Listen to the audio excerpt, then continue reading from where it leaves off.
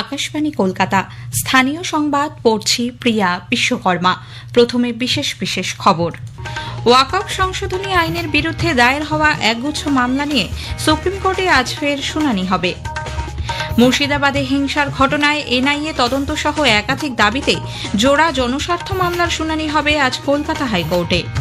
এই ঘটনার তদন্তে জাতীয় মহিলা কমিশনের প্রতিনিধি দল আজ রাজ্যে আসছে। ওএমআর শিট হাতে পাওয়ার দাবিতে আজ নিজাম প্যালেস স্থিত এসএসসি দপ্তর অভিযান করবেন চাকরি হারানো শিক্ষকদের একাংশ। নতুন ভারী শিল্পনীতি নিয়ে রাজ্য শিল্পোন্নয়ন নিগম আজ বিভিন্ন বণিক সভার কর্তাদের সঙ্গে বৈঠকে বসছে। আসছে বিস্তারিত খবরে। ওয়াকফ সংশোধনী আইনের বিরুদ্ধে দায়ের হওয়া একগুচ্ছ মামলা নিয়ে সুপ্রিম কোর্টে আজ ফের শুনানি হবে। গতকালের শুনানিতে শীর্ষ আদালত যে তিনটি মূল বিষয় উত্থাপন করে সে ব্যাপারে সওয়াল করার ক্ষেত্রে কেন্দ্র আরও কিছুটা সময় চাওয়ায় সুপ্রিম কোর্ট কোনো অন্তর্বর্তী আদেশ দেয়নি। আজ দুপুর 2টায় এই মামলার ফের শুনানি হবে প্রধান বিচারপতি সঞ্জীব খান্না, বিচারপতি সঞ্জয় কুমার ও বিচারপতি KV বিশ্বনাথনকে নিয়ে গঠিত 3 সদস্যের বেঞ্চে।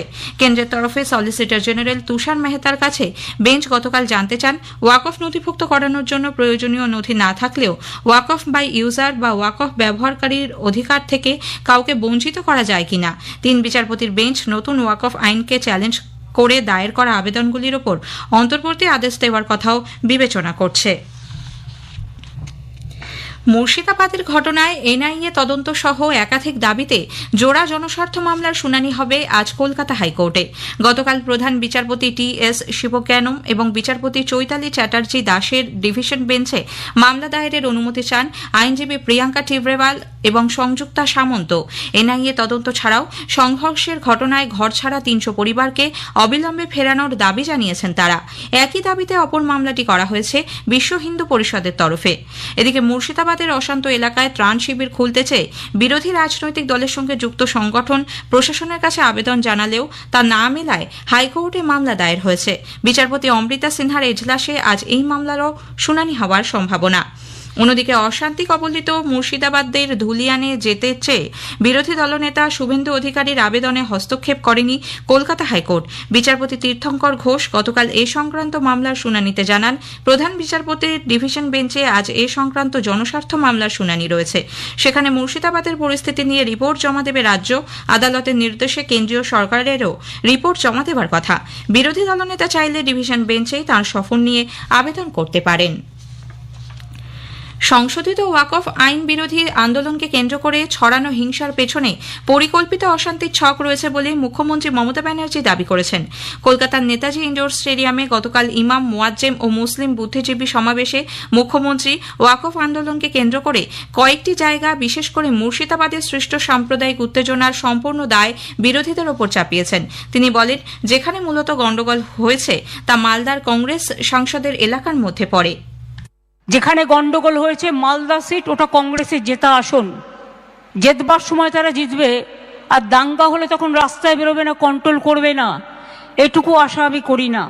পাবলিক রিপ্রেজেন্টেটিভদের সাথে থাকা উচিত। তৃণমূল কংগ্রেস যদি করতো, বিজেপির জেনে রাখা উচিত, তাহলে তৃণমূল কংগ্রেসের 3 জন MLA-র বাড়ি আক্রান্ত হতো না। যদিও মুখ্যমন্ত্রীর এই অভিযোগ খারিজ করে দিয়েছেন প্রদেশ কংগ্রেস সভাপতি শুভঙ্কর সরকার। সরকার চাইছে গোলমাল হোক, সেই ইস্যু বিজেপিকে তুলে দিচ্ছে। মালদা মুর্শিদাবাদ কংগ্রেসের গড়, এই জায়গাটায় যদি অশান্তি করা যায় তাহলে বাইনারি পলিটিক্স তৈরি করা যাবে। ওনাদের বিধায়ক, পঞ্চায়েত মেম্বার, কাউন্সিলর, তারপরে বলছে কেউ নেই। তার মানে মুখ্যমন্ত্রী সত্যি বলছে কি মিথ্যে বলছে সারা দুনিয়ার লোক জানছেন। সিপিআইএম নেতা মোহাম্মদ সেলিম ইমামদের নিয়ে মুখ্যমন্ত্রীর বৈঠককে কটাক্ষ করে বলেছেন, রাজ্যের পুলিশ প্রশাসন নিষ্ক্রিয় বলেই এই ধরনের ঘটনা ঘটছে। এদিকে সংশোধিত ওয়াকফ আইন বিরোধী আন্দোলনকে কেন্দ্র করে ছড়ানো অশান্তির ঘটনায় নিহত 3 জনের পরিবারকে 10 লক্ষ টাকা করে ক্ষতিপূরণ দেওয়ার সিদ্ধান্ত নিয়েছে রাজ্য সরকার। মুর্শিদাবাদের হিংসা কবলিত এলাকার ঘরছাড়াদের নিয়ে বিজেপির রাজ্য সভাপতি সুকান্ত মজুমদার গতকাল ভবানী ভবনে রাজ্য পুলিশের ডিজি রাজীব কুমারের সঙ্গে সাক্ষাৎ করেন। সঙ্গে ছিলেন বিজেপি নেতা জগন্নাথ চট্টোপাধ্যায়, তাপস রায় এবং অর্জুন সিং। যদিও বৈঠকে ডিজির কথায় তাঁরা আশ্বস্ত হতে পারেননি বলে সুকান্তবাবু জানিয়েছেন। আমরা ডিজিপি সাহেবের সাথে আমাদের যে অভিযোগ সেটা বলেছি, এখনো পর্যন্ত তার কাছ থেকে আশ্বস্ত হব এই ধরনের কোনো কিছু আমরা অন্ততপক্ষে পাইনি। উনি শুধু একটাই বলেছেন আমরা ল অনুসারে কাজ করব। যে প্রশ্নগুলো করেছিলাম সেই প্রশ্ন যথাযথ উত্তর কিন্তু আমরা পেলাম না। আমি ওনাকে সিম্পল একটা কোয়ারি করেছিলাম, প্রশ্ন করেছিলাম যে ডিজিপি সাহেব বলছেন যে পুলিশ হয়তো কম সংখ্যায় ছিল, সেন কিছু করতে পারেনি। সেই জন্য আমাদের দাবি মাননীয় মুখ্যমন্ত্রী তথা হোম মিনিস্টার তার ইস্তফা। উল্লেখ্য, ঘর ছাড়াদের সঙ্গে নিয়ে রাজ্য পুলিশের মহানির্দেশকের সঙ্গে সাক্ষাৎ করতে চেয়ে ভবানী ভবনের সামনে গতকাল ধর্নায় বসেছিলেন বিজেপি নেতারা। প্রায় 2 ঘন্টার বেশি সময় পর অবশেষে তাঁরা রাজীব কুমারের সঙ্গে সাক্ষাৎ করতে পারেন। সংশোধিত ওয়াকফ আইনকে কেন্দ্র করে মুর্শিদাবাদে হিংসার ঘটনার তদন্তে জাতীয় মহিলা কমিশনের প্রতিনিধি দল আজ রাজ্যে আসছে। কমিশনের চেয়ারপারসন বিজয়া রাহাতকারের নেতৃত্বে গঠিত 4 সদস্যের এই কমিটি আগামীকাল মালদায় গিয়ে ঘর ছাড়াদের সঙ্গে কথা বলবেন। পরদিন মুর্শিদাবাদের হিংসা কবলিত এলাকায় গিয়ে আক্রান্ত এবং তাদের পরিবারের সঙ্গে দেখা করবেন। বৈঠক করবেন জেলা শাসক ও জেলা পুলিশ সুপারের সঙ্গেও। পরিস্থিতি মোকাবিলায় পুলিশ প্রশাসন কি ব্যবস্থা নিয়েছে তা খতিয়ে দেখার পাশাপাশি মহিলাদের সঙ্গে কথা বলে সেই রিপোর্ট কেন্দ্রের কাছে জমা দেবেন তারা। রাজ্য সরকার মুর্শিদাবাদে অশান্তির ঘটনায় 9 সদস্যের বিশেষ তদন্তকারী দল বা সিট গঠন করেছে। অতিরিক্ত পুলিশ সুপার পদমর্যাদার আধিকারিকের নেতৃত্বে 3 জন ডেপুটি সুপার ও 6 জন ইন্সপেক্টরকে নিয়ে এই দল গঠন করা হয়েছে।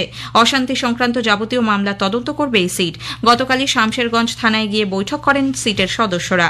এদিকে সুতি ও ধুলিয়ানে ইন্টারনেট পরিষেবা স্বাভাবিক হলেও গুজব রুখতে শামশেরগঞ্জে বন্ধ রয়েছে ইন্টারনেট।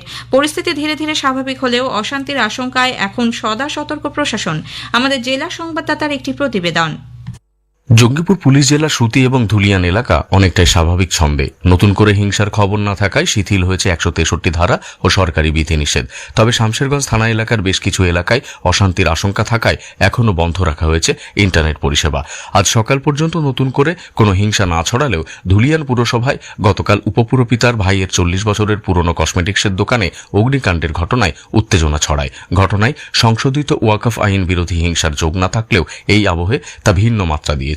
মোট 17 কোম্পানি কেন্দ্রীয় বাহিনী দিয়ে মুড়ে ফেলা হয়েছে হিংসা কবলিত এলাকাগুলিকে।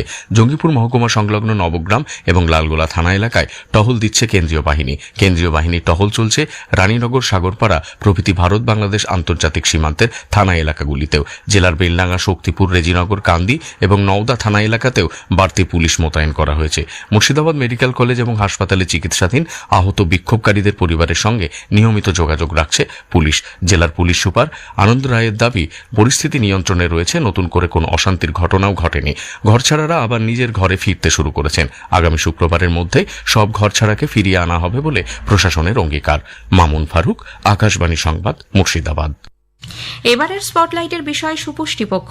অংশ নিয়েছেন পশ্চিমবঙ্গ সরকারের নারী, শিশু বিকাশ ও সমাজ কল্যাণ দপ্তরের অধীন সুসংহত শিশু বিকাশ সেবা প্রকল্প প্রাধিকরণের যুগ্ম অধিকর্তা দেবারতী সরকার। কথা বলেছেন কল্যাণ লাহা। 3টি পর্বে বিভক্ত এই আলোচনা তৃতীয় তথা শেষ পর্ব শুনবেন আজ রাত 8:30টায় সঞ্চয়িতা প্রচার তরঙ্গ এবং আকাশবাণী সংবাদের সোশ্যাল মিডিয়া প্ল্যাটফর্মে। স্থানীয় সংবাদ শুনছেন আকাশবাণী কলকাতা কেন্দ্র থেকে। আমাদের সংবাদ শোনা যাচ্ছে ইউটিউব চ্যানেল আকাশবাণী সংবাদ বাংলা, ফেসবুক ও ইনস্টাগ্রাম আকাশবাণী সংবাদ কলকাতা এবং এক্স হ্যান্ডেল AIR নিউজ কলকাতাতে। ওএমআর শিট হাতে পাওয়ার দাবিতে আজ নিজাম প্যালেস স্থিত এসএসসি দপ্তর অভিযান করবেন চাকরি হারানো শিক্ষকদের একাংশ। তাদের সংগঠনের তরফে সুমন বিশ্বাস জানান, 2016 পরীক্ষার্থীদের অনেকেই ওএমআর শিট হাতে পাননি। যাতে তা অবিলম্বে পাওয়া যায় সেই ব্যবস্থা নেওয়া হচ্ছে। এদিকে চাকরিতে পুনর্বহালের দাবিতে গতকাল রাষ্ট্রপতি, প্রধানমন্ত্রী এবং কেন্দ্রীয় শিক্ষামন্ত্রীর দপ্তরে স্মারকলিপি দিয়েছেন চাকরিহারা শিক্ষকদের একাংশ। গতকাল দিল্লির যন্তর মন্তরে ধর্ণা অবস্থান কর্মসূচির পর রাতেই কলকাতার উদ্দেশ্যে রওনা দিয়েছেন তারা। বৃহৎ শিল্প স্থাপনের ক্ষেত্রে নানান সুযোগ সুবিধা দিতে রাজ্য সরকার নতুন ভারী শিল্পনীতি আনতে চলেছে। এই লক্ষ্যে আজ রাজ্য শিল্পোন্নয়ন নিগম বিভিন্ন বণিক সভার কর্তাদের সঙ্গে বৈঠকে বসতে চলেছে। যুগোপযোগী বিনিয়োগ বান্ধব শিল্পনীতি তৈরির জন্য প্রয়োজনীয় পদক্ষেপ নিয়ে বৈঠকে আলোচনা হবে। ভারী শিল্পের পাশাপাশি তথ্য প্রযুক্তি সংস্থাগুলির সর্বভারতীয় সংগঠন ন্যাসকমকেও আলোচনার জন্য ডাকা হয়েছে। ওয়ার্ল্ড অডিও ভিজুয়াল সামিট ওয়েবসের ইয়ং ফিল্ম মেকার্স চ্যালেঞ্জ প্রতিযোগিতায় দুর্গাপুরের বাসিন্দা হেমপ্রভ ভট্টাচার্যের ছবি চূড়ান্ত পর্বের জন্য নির্বাচিত হয়েছে।